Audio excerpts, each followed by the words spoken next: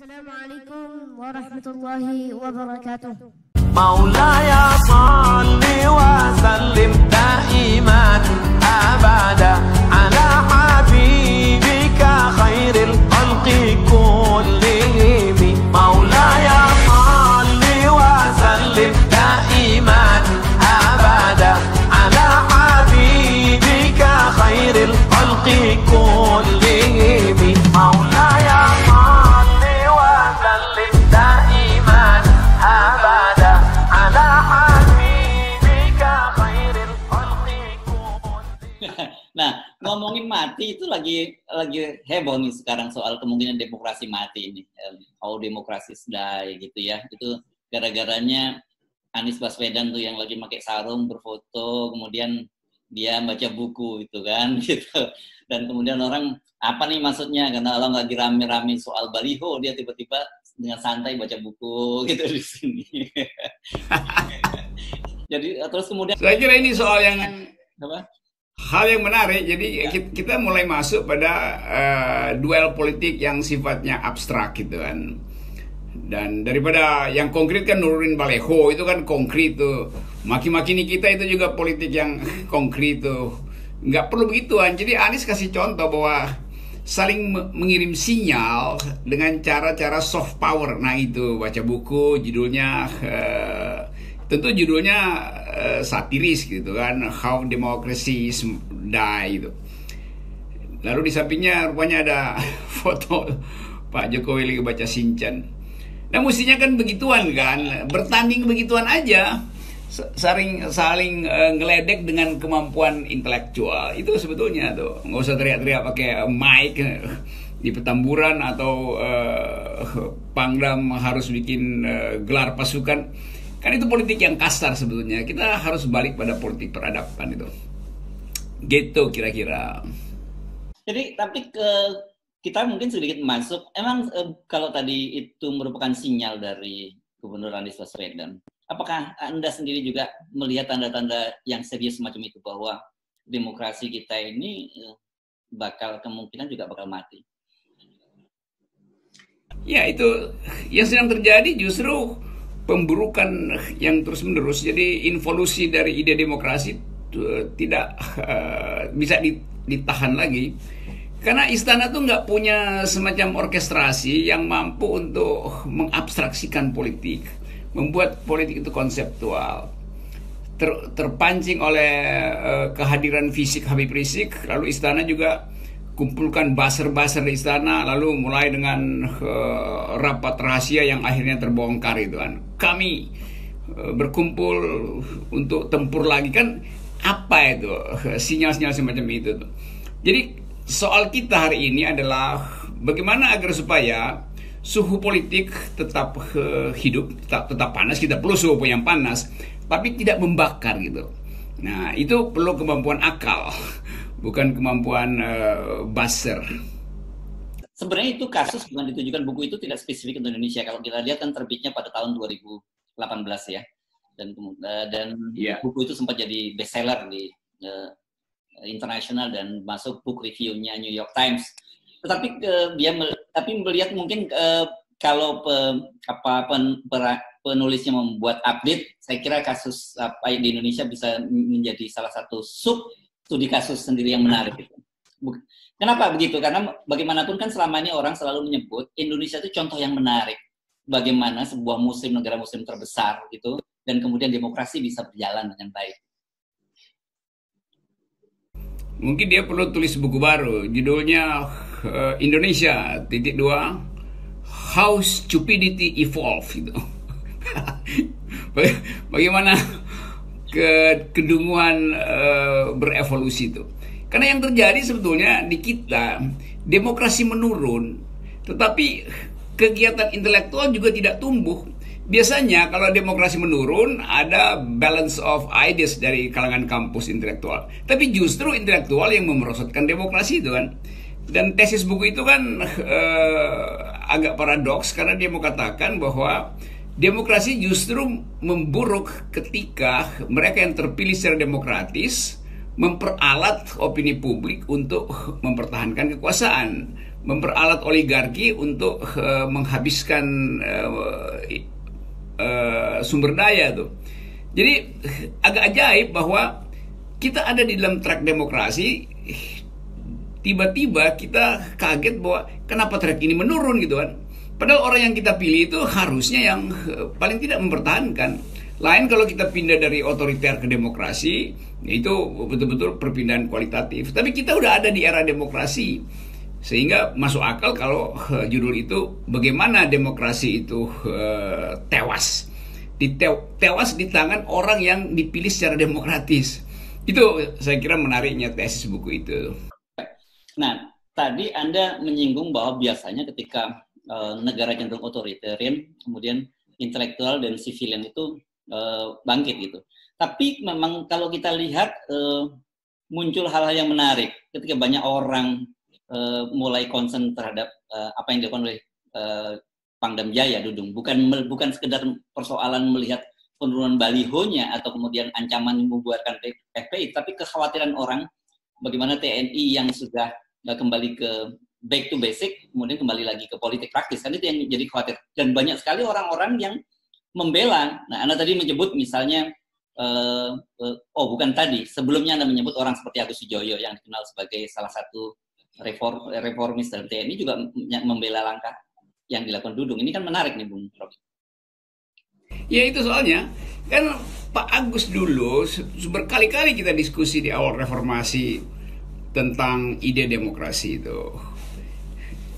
Agus Wijoyo, SBY, Agus Wirahadikusuma segala macam itu adalah reformis. Kita sebut dulu mereka adalah kaukus intelektual dari TNI karena punya pengetahuan yang lengkap tentang sejarah perkembangan demokrasi. Karena itu kita justru berharap Lemhanas bikin kajian, ucapkan hasil kajiannya itu, supaya kita diingatkan ulang tentang ketajaman intuisi dan ketajaman intelek Pak Agus Wijoyo ketika mengendus bahwa demokrasi harus diselamatkan pertama sebelum reformasi itu dibajak ulang oleh mereka yang diselundupkan dari Orde Baru. Nah itu sebetulnya ingatan publik. Jadi kalau Pak Agus sekarang memberi semacam kesan atau mengesankan diri membenarkan tindakan Pangdam Jaya, orang menganggap loh ada penurunan mutu intelektual pada Pak Agus. Padahal Pak Agus memimpin sebuah think tank yang disebut lembaga Lemhanas, tempat kita mengambil inspirasi yang dihubungkan dengan pengetahuan konkret negeri ini dan global politics. Kan mestinya desain-desain di dalam Lemhanas itu yang harus menghasilkan cara berpikir baru tentang hubungan sipil militer. Jadi agak ajaib, saya belum periksa secara lengkap apa sebetulnya konteks dari perdebatan hari ini di mata Lemhanas. Tapi kalau benar Agus Wijoyo tidak terlihat konklusif untuk meneruskan ide reformasi TNI, maka sejarah akan mencatat bahwa faktor apa yang menyebabkan Agus Wijoyo tidak bisa tuntas di dalam menghasilkan konklusi demokrasi itu. Nanti orang bikin kaitan lagi, apakah political ekonomi dari oligarki juga beroperasi di Lemhanas, proksi Agus Wijoyo itu siapa, kan nanti jadi tambah kusut kan cara kita menganalisis tuh. Ya, kemarin kan kita menyinggung soal sikapnya ambigu, dan kalau saya membaca statement secara lengkap dari Pak Agus Wijoyo ini juga ambigu gitu. Di satu sisi dia menyatakan memang perlu ada yang harus berani menghadapi Habib Rizik, dan itu bagus yang perlu didukung, tapi di satu sisi dia juga mengingatkan bahwa itu sebenarnya tugas Satpol PP. Nah ini kan kelihatannya orang kemudian menjadi jadi selalu ada mixed feeling gitu ketika menghadapi Habib Rizik. Ya, itulah missing link dari kasus di Petamburan. Karena selama istana tidak bisa eksplisit mengatakan itu salah atau benar, maka Pak Agus juga terpaksa mesti membaca-baca radar istana kan. Ini akhirnya membuat orang bikin kalkulasi loh, Pak Agus itu Lemhanas atau semacam proksi dari politik istana tuh. Jadi orang yang ambigu itu selalu dianggap berbahaya sebetulnya, karena dia memegang jabatan publik, jabatan Lemhanas, tapi tidak bisa eksplisit mengatakan. Misalnya kalau ada rektor UI juga ragu-ragu mengucapkan problem penurunan baliho itu, orang akan anggap berarti rektor UI sedang berupaya untuk mencari jabatan baru di istana. Jadi supaya rumors itu hilang, harusnya Lemhanas clear bahwa dari segi ide reformasi TNI, tindakan itu keliru. Paling nggak menyebutkan itu keliru. Bukan tiba pada ambigu. Nanti ada buku baru, The Rise and Fall of Agus Wijoyo's Point of View on segala macam gitu. Jadi terasa sebetulnya politik kita hari ini separuh oportunis itu. Dan itu yang membahayakan. Dan rakyat menganggap bahwa kalau istana betul-betul ingin menyingkirkan Habib Rizik, ya jerat aja secara hukum kan. Buat apa lakukan hal yang mengintimidasi itu?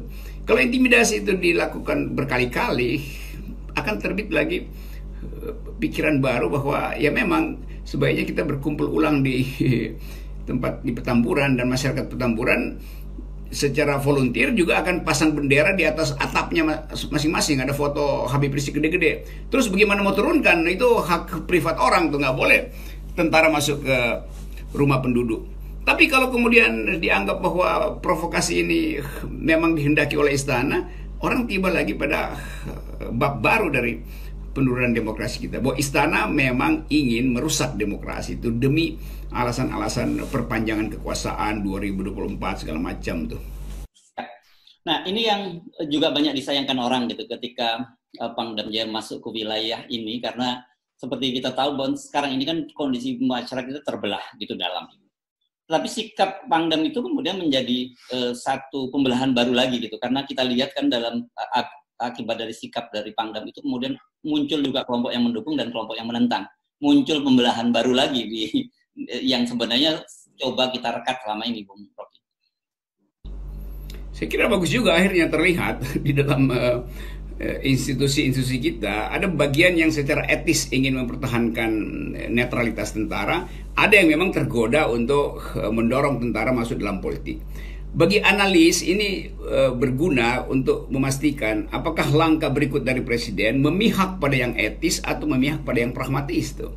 Itu dari segi akademis. Tapi dari segi berbangsa, kita nggak perlu ragu untuk mengatakan bahwa sudah final tentara itu beroperasi di wilayah pertahanan, bukan wilayah politik. Jadi intinya kan kita mempertahankan negara ini dari luar, serangan luar, bukan mempertahankan TNI dari fraksi-fraksi yang ada di dalam masyarakat. TNI itu jelas didesain untuk menghadapi musuh dari luar. Apakah FPI musuh TNI? Bukan. FPI itu bagian kritik terhadap kekuasaan tuh. Jadi nggak ada urusan dengan TNI sebetulnya tuh.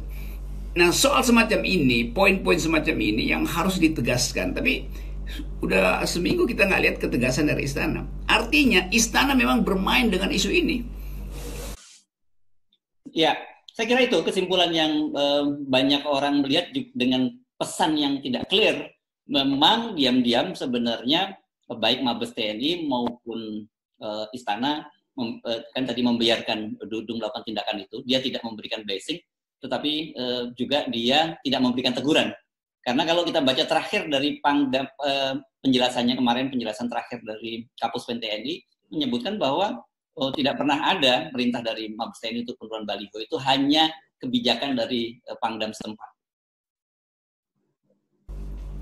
Saya mulai menganggap bahwa memang ada kelompok di dalam istana yang berupaya untuk menguji secara absolut energi yang tersedia di masyarakat publik. Jadi seolah-olah istana mau tunggu, emang kalau kita diamkan isu itu akan ada eskalasi di masyarakat tuh.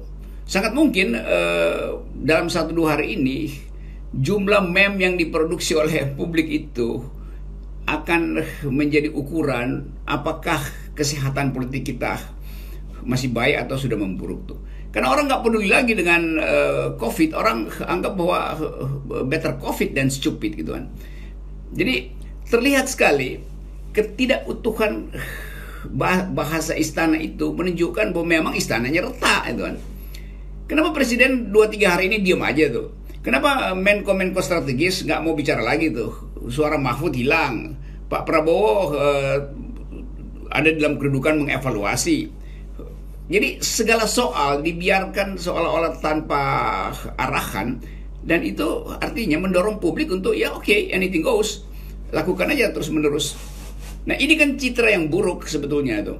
Tapi sekali lagi konklusi di publik udah terbentuk bahwa pusat moral itu ada di Petamburan, pusat etisnya di Petamburan, pusat arogansinya ada di Istana tuh. Nanti orang akan hubungkan ya ada kriminalnya Habib Rizik. Ya orang nggak peduli itu. Orang mau bertanya, apakah Habib Rizik lakukan korupsi? Apakah Habib Rizik pernah menerima sogok? Satu waktu nanti Habib Rizik ngomong lagi tuh, ya saya pernah dicoba untuk disogok, saya tolak. Moral publik naik lagi tuh. Dibandingkan dengan Istana yang kegiatannya menyogok buzzer lah, menyogok influencer lah. Itu yang nggak dipahami Istana tuh. Jadi bahaya sekali bahwa kaki-kaki moral kita itu sebetulnya udah kropos, kaki-kaki moral Istana kropos, tapi Istana masih berupaya untuk memperlihatkan bahwa dia gagah berani dengan mengandalkan TNI itu.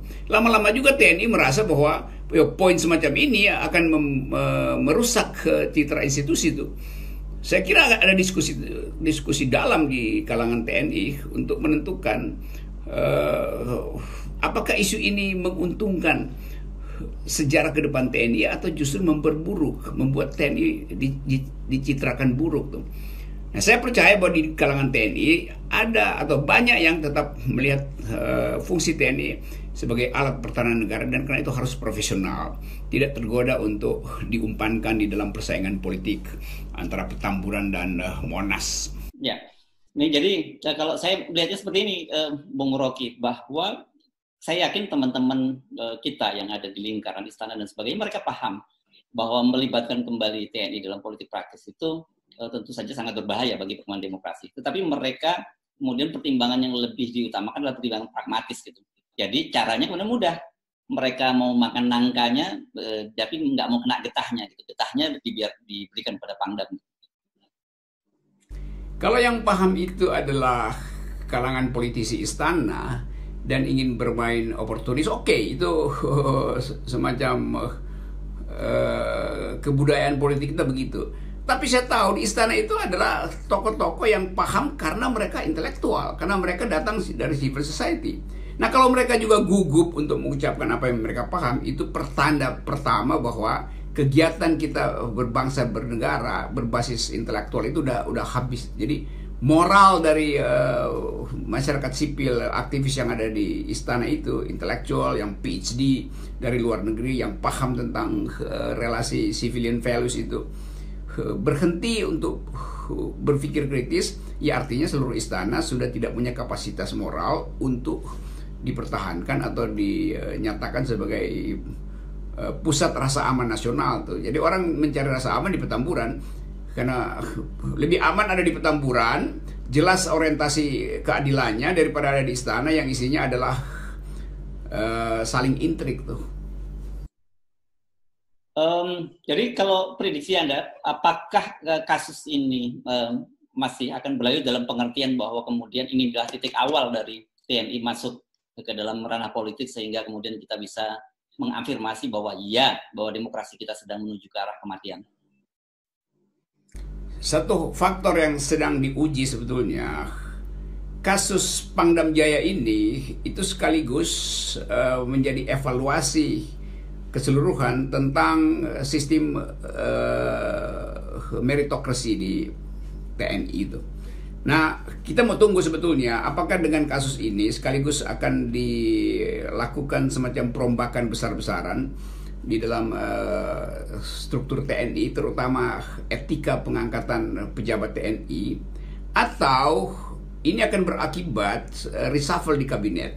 Karena nggak mau sentuh bagian-bagian yang berisiko di TNI, lalu beberapa menteri di kabinet ditukar-tukar, digeser-geser untuk memperlihatkan bahwa seolah-olah Istana menangkap pesan publik supaya lebih teliti di dalam menghasilkan kebijakan. Tapi apapun yang dilakukan, ini hanya bisa mencapai semacam kestabilan emosi publik kalau presiden yang ngomong. Tapi karena presiden gagu untuk mengucapkan hal yang strategis, kalau yang ngomong Mahfud MD lagi, ya orang nggak akan anggap lagi kan. Jadi tetap orang tuntut, presiden, Anda itu panglima tertinggi itu, Anda itu kepala negara. Ada persaingan di dalam politik nasional yang menyeret TNI sebagai institusi ditatap secara kritis oleh Republik, dan Habib Rizik sebagai tokoh yang sedang tumbuh, yang berupaya untuk menghasilkan politik etis, politik yang lebih bernilai itu. Sekaligus orang akan menganggap bahwa pikiran politik Habib Rizik itu menjadi kasar karena memang disudutkan oleh istana. Lain kalau istana ucapkan narasi yang bermutu, maka Habib Rizik juga akan tanggapi dengan narasi yang bermutu kan. Nah, soal-soal semacam ini yang akan jadi sorotan pers. Dan pers justru sedang memetakan keadaan politik nasional. Kita baca Gatra, kita baca cover Gatra, cover Tempo segala macam itu muncul lagi semacam sinisme bahwa istana nggak mampu untuk mengendalikan keadaan. Oke, baik. Jadi tidak berlebihan kalau kemudian ada wartawan senior, wartawan asing John Macbeth yang menulis di Asian Times kemarin bahwa Habib Rizik adalah musuh yang paling ditakuti oleh Jokowi saat ini.